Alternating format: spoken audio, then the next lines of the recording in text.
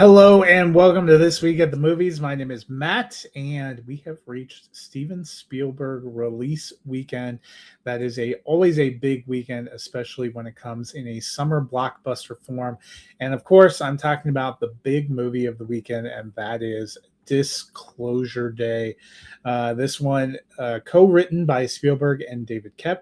It returns to the realm of extraterrestrials, subject that Steven Spielberg has covered a number of times over the years, including going all the way back to the 70s and Close Encounters of the Third Kind. This one focuses on Daniel, played by Josh O'Connor, who worked for a shady company that worked hand in hand with the Department of Defense to keep the secret of extraterrestrial life hidden for more than 70 years. He's decided that the information shouldn't stay hidden and it should be brought out into the light. He's done this in concert with a coworker, Hugo Wakefield, played by Coleman Domingo. They have gotten the evidence out and they are planning to go public with it, which leads the leader of that organization, Scanlon, played by Colin Firth, to go after them. Daniel has his girlfriend Jane along for the ride, and pretty soon there is a plucky weather girl from Kansas City, played by Emily Blunt, who ends up having some strange phenomenon that lead to a larger understanding of her role in all of this. Can she and Daniel get together? Can they fulfill their mission before it is too late? This is a very interesting film. It pretty much action-packed from the jump. It opens with a sequence at a wrestling match, probably not what you expected. I, like many, probably when the camera flipped on, took a moment to consider whether I was actually in the right theater, and then you see Josh O'Connor and you know where you're going. I liked the cast here. I liked the premise. I thought this moved at a good pace. I thought there were some very emotional beats. There are some things that really resonated well with me. There is an exploration, particularly among Eve Hewson's character, Jane, of the role of faith and what this deeper truth might mean to people of faith. And I thought it was some rich and rewarding discussions, a rich and rewarding thread. I really enjoyed her performance. She also has kind of a fascinating sequence back and forth with Colin Firth as well. Josh O'Connor does a solid job in the lead role. I enjoyed Coleman Domingo in his role, but the real star here for me was Emily Blunt. She has to go through a wide range of things, delivers some pretty quick dialogue, some very interesting emotional beats, some great sequences. I thought she really carries a lot of the narrative, and this was a very powerful film. It worked very well for me. I know I have seen some mixed reviews. Some people didn't resonate with it at all. Some people only resonated with it some, but some have deeply loved it. And I think it's just going to be one of those kind of movies that if it hits you on a deeply personal level and it really engages your soul, you will respond to it in a different way. Of course, some very good action sequences. It's mostly a chase movie, a lot of big set pieces, and a very powerful third act. But again, some people may find divisive. They may not enjoy the way it was presented. For me, it worked completely. I'm giving this one 2 thumbs up. This is my favorite movie of the year so far, and one of my favorite Steven Spielberg films. We have seen him spend a lot of his career and his lifetime invested in this kind of world building and storytelling around extraterrestrial life. And you see a lot of those pieces coming back together here. And I think it does it in a very earnest and a very beautiful and delightful way. Some great performances. I think we will look back and this will end up being one of the films of the year. I heartily recommend going out and checking it out and seeing it on a big screen. I saw it in XD and it was wonderful in that format. So Disclosure Day, big recommendation. I don't think I've done double thumbs, certainly not this year, not since last year. Go and check this movie out. You will not be disappointed. I want to touch on a couple of other things that are available to watch. A movie I didn't get to for last week's show that actually came out and released last week in limited, actually the week before, is Power Ballad. This is the latest kind of musical drama from John Carney, who co-wrote the film with Peter McDonald.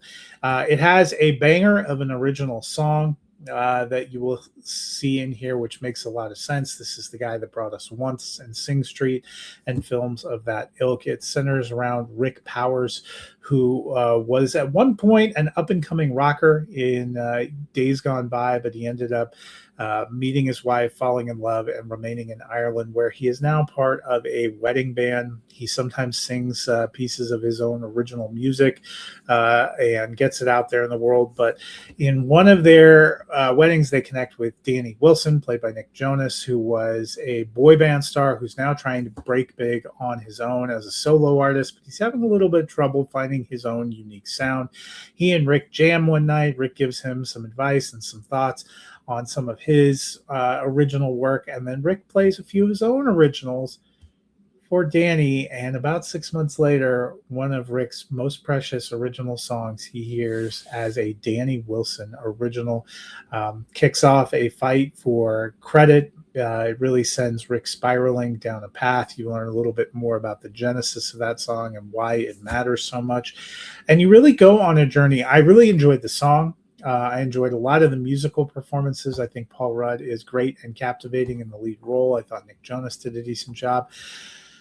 But it's the powerful kind of emotions of the third act that really hit it home for me, and has a very sweet and beautiful ending. Also has a great cameo and shout out to the movie Once. If that is a movie that resonated with you once upon a time, especially the original music from that film, Falling Slowly, you will love the Easter egg here in Power Ballad. I'm giving this one a thumbs up. I had a really good time with it. I thought it was a sweet little film. Not a ton of hype that I've seen recently, not a ton of buzz, but I think it is worth checking out. The last one I'm going to hit this week is I Am Frankelda, and this one dropped on Netflix actually today. It is a stop-motion animated film from Mexico by Arturo and Roy Ombres. They wrote and directed it together.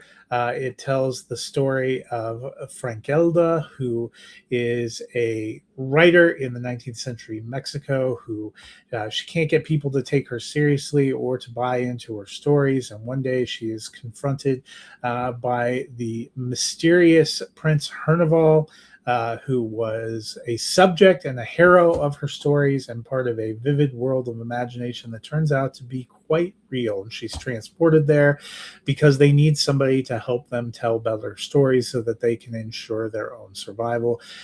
This one mixes stop motion animation, and it runs a little bit longer than even some of your typical animated. It was about an hour and 50 minutes. It also mixes in a musical element, so it is taking a big swing. I think it does really well, creating a very vibrant and original kind of world. The story, you can kind of tell where it's going, but I had enough fun with it. I thought the songs were catchy. I thought the characters did a nice job, and it was definitely visually appealing. Quite an undertaking to do these kind of films.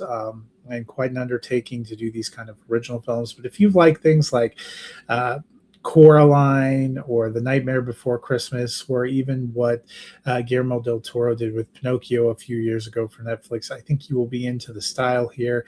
Very dark and gothic, maybe not great for kids, but I think you will enjoy it if these are the kind of stories that you like. I'm giving this one a mild thumbs up. Not my favorite movie of the year or my favorite animated film, but I had a good enough time with it. So run out and see Disclosure Day. Power Ballad, maybe even a great date night movie, especially if you're a fan of John Carney. There are a lot of great movies out right now, and a lot of great movies coming in June and July, so a lot to look forward to. I will be out next week traveling on the road, so we will not have an episode next week, but I'll be back in 2 weeks talking about Supergirl and catching up with all that I've missed, which includes Toy Story 5, which is the big release next week. So you can be on the lookout for that. Until then, I'll see you guys at the movies.